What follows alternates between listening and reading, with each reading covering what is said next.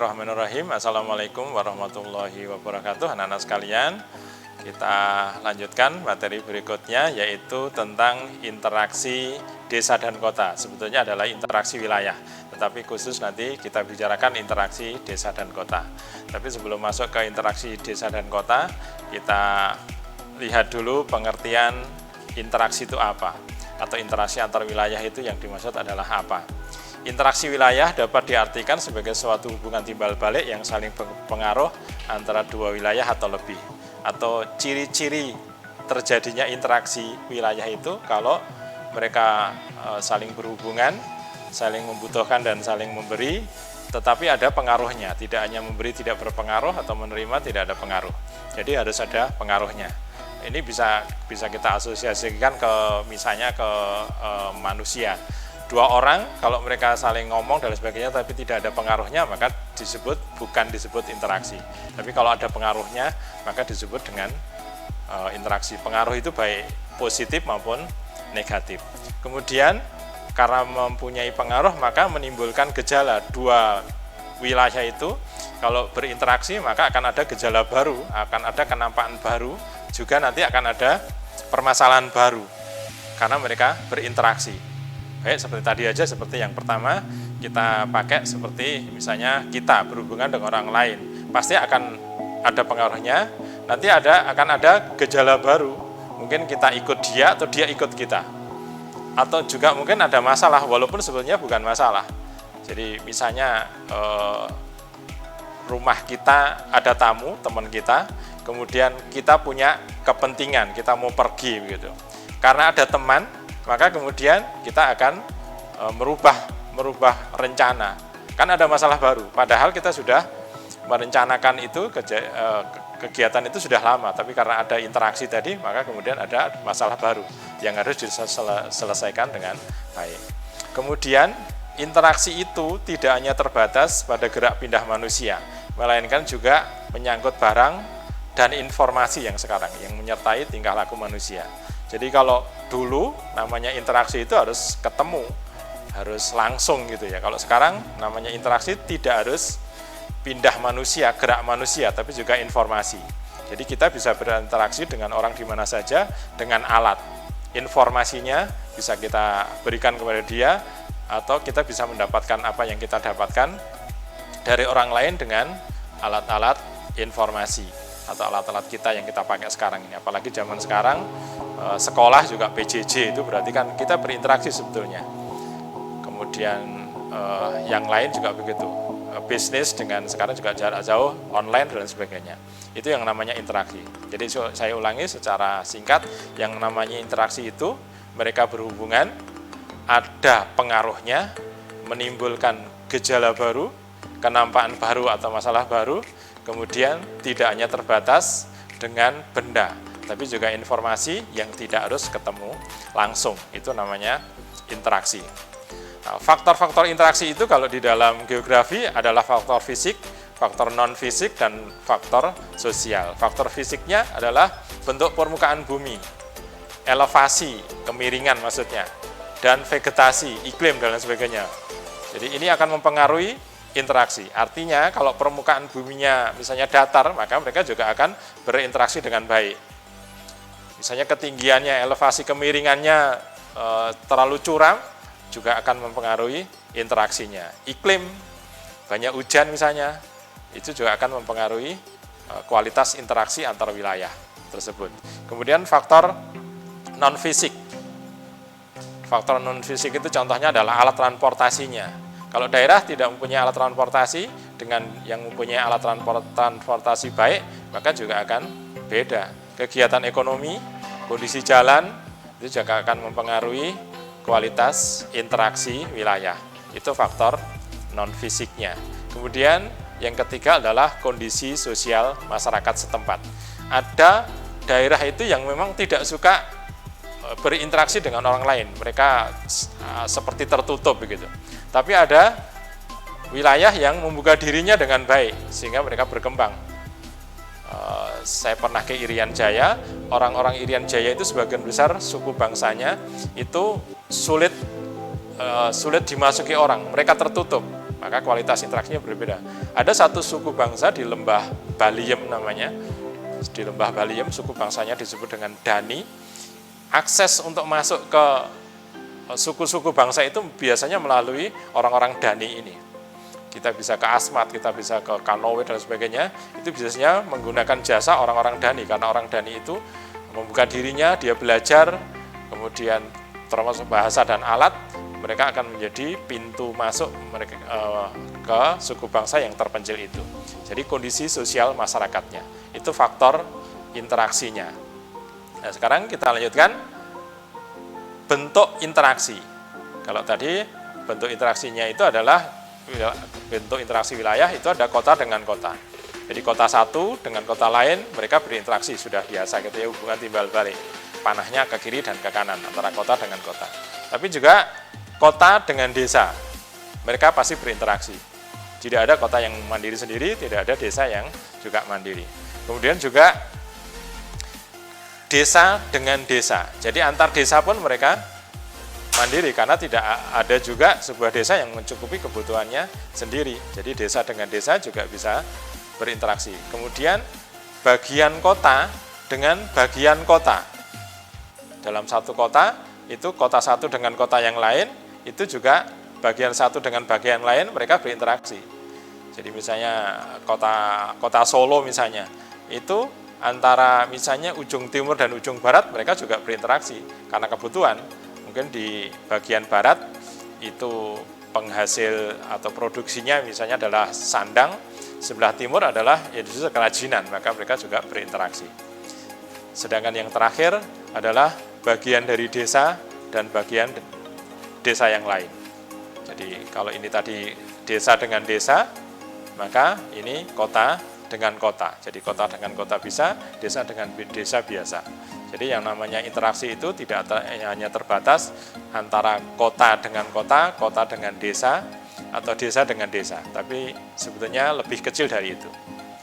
Nah, sekarang kita lanjutkan dari faktor fisik, non-fisik, dan sosial tadi, ada 3 hal yang sangat mempengaruhi interaksi.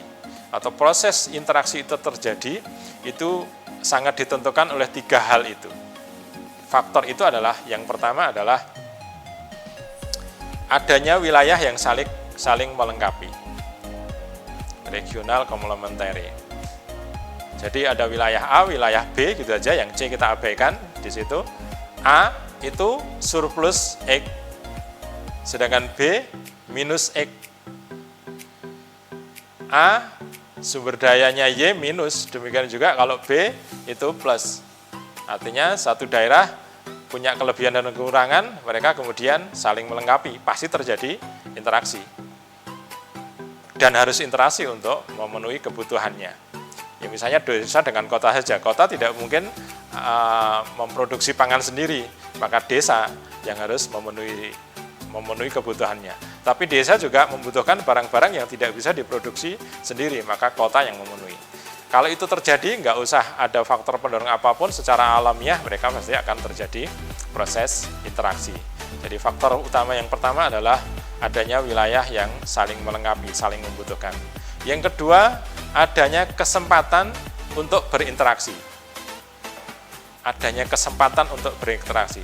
Sebetulnya dua wilayah itu tidak membutuhkan interaksi, tidak perlu berinteraksi dan tidak pernah akan ada interaksi. Tapi karena ada suatu hal, maka bisa berintervensi atau bisa ada kesempatan untuk bisa berinteraksi.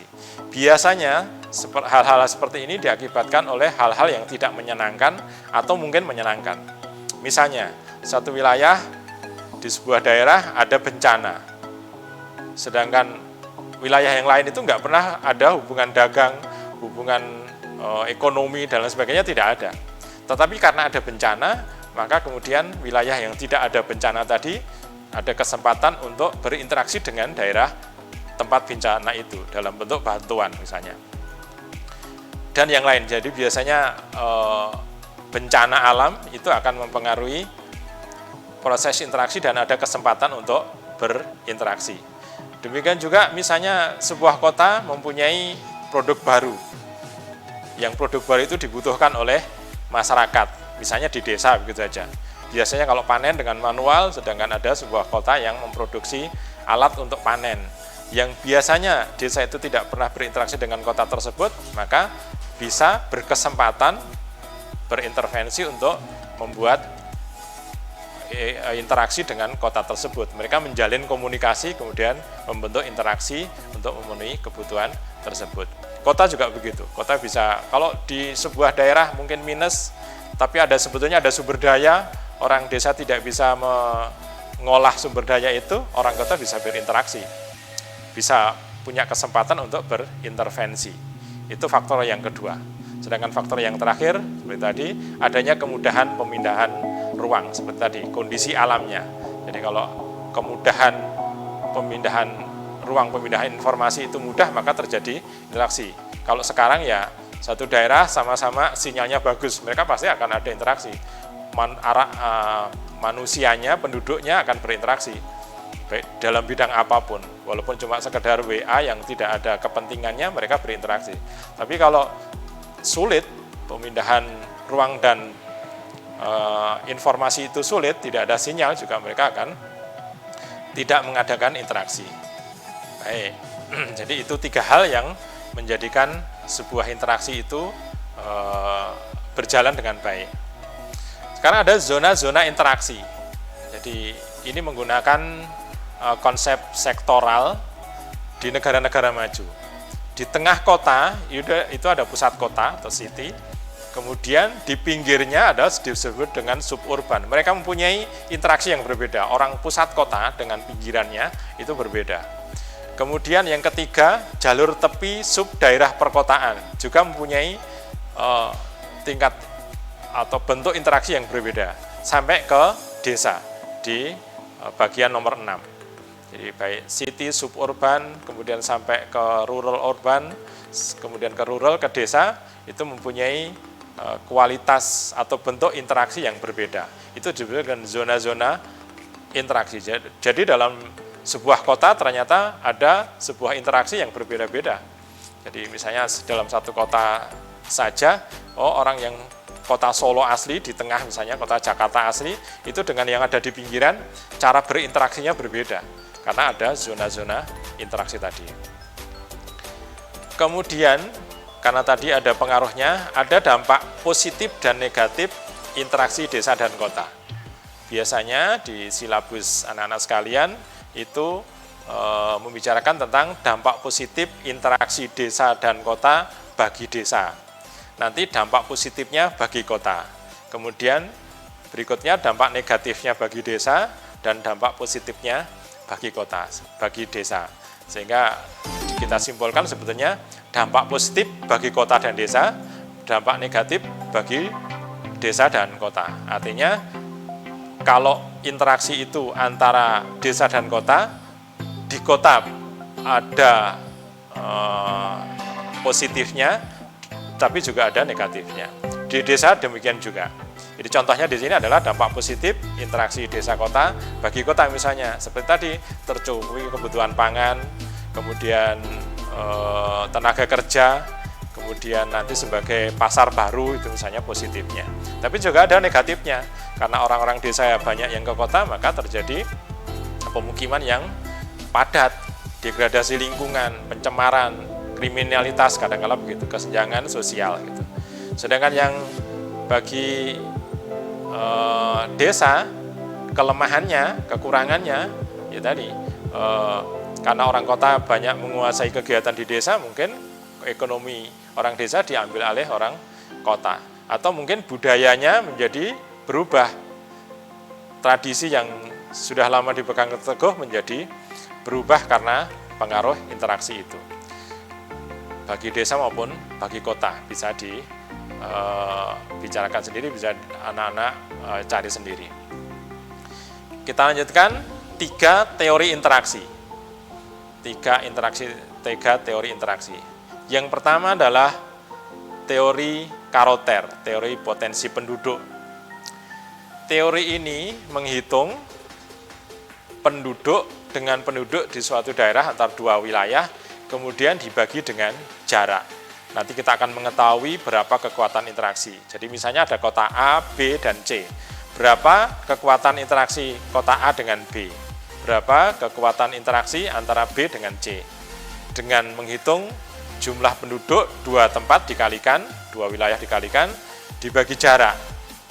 Kemudian hasilnya lebih besar yang mana? Maka itu menunjukkan kualitas interaksi yang berbeda. Kalau yang angkanya tinggi, angkanya besar, berarti menunjukkan intensitas interaksinya lebih banyak daripada yang angkanya kecil. Teori yang kedua adalah teori gravitasi. Ini bedanya cuma jaraknya dipangkatkan 2. Pengertiannya sama seperti yang pertama tadi. Jadi dua daerah berinteraksi dibandingkan dengan wilayah lain diinteraksi.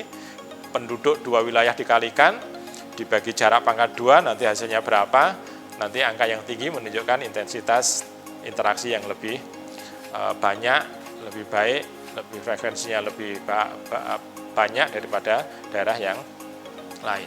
Sedangkan yang ketiga adalah teori titik henti. Teori titik henti. Teori ini membagi penduduk dulu, kemudian diakarkan, ditambah 1 untuk membagi jarak. Jadi rumus yang semacam itu, jarak dibagi 1 plus akar dari penduduk besar dibagi penduduk kecil, itu menunjukkan teori titik henti yang lebih baik. Nanti teori ini dipakai untuk menempatkan industri, menempatkan hal-hal yang atau tempat-tempat ekonomi. Jadi misalnya begini, ada dua kota A dengan B, kemudian punya penduduk dua-duanya, kemudian ada jaraknya. Kemudian dihitung penduduk yang besar dibagi penduduk yang kecil, diakarkan ditambah 1, kemudian untuk membagi jarak. Kemudian akan ketemu angka. Maka angka itu adalah jarak yang paling tepat antara dua wilayah tadi dalam bentuk kilometer dari kota yang angkanya kecil. Jadi kalau penduduk A itu penduduknya lebih kecil dari penduduk B, maka angka yang didapatkan dari rumus ini adalah jarak dari kota yang penduduknya kecil, berapa kilometer dari yang didapatkan tadi, dan itu adalah daerah yang paling tepat untuk menempatkan sebuah bangunan atau sebuah industri. Demikian anak-anak sekalian, pertemuan kita untuk membahas interaksi wilayah. Mudah-mudahan anak-anak bisa memahami. Cukup dari saya. Assalamualaikum warahmatullahi wabarakatuh.